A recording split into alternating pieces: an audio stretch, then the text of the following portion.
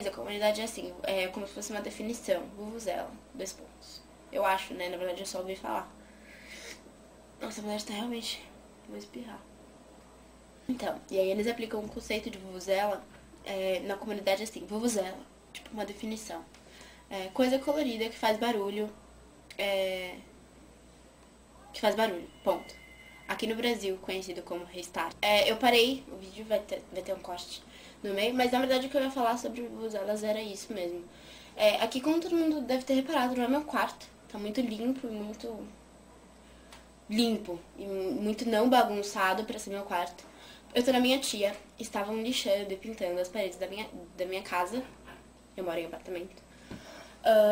E aí eu vim pra cá porque eu tenho alergia a tudo, incluindo pó e cheiro de tinta. E aí eu ia ficar espirrando até a morte. Talvez não necessariamente espirrando até morrer, mas eu ia me matar de espirrar tanto. Porque eu tenho sérios problemas com espirrar. Eu acho que se eu tenho uma coisa que eu odeio menos do que espirrar, é tossir. Mas ainda assim é um páreo duro.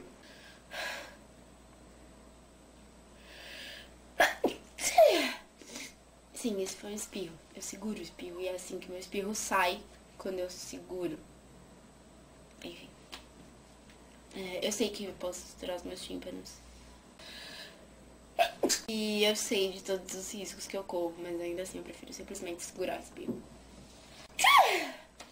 Eu vou cortar isso mesmo, então foda-se.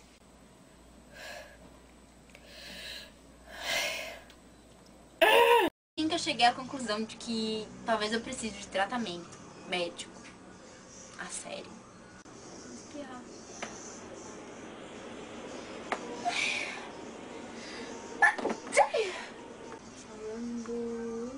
Tava falando. Nossa, Joe, do que eu tava falando?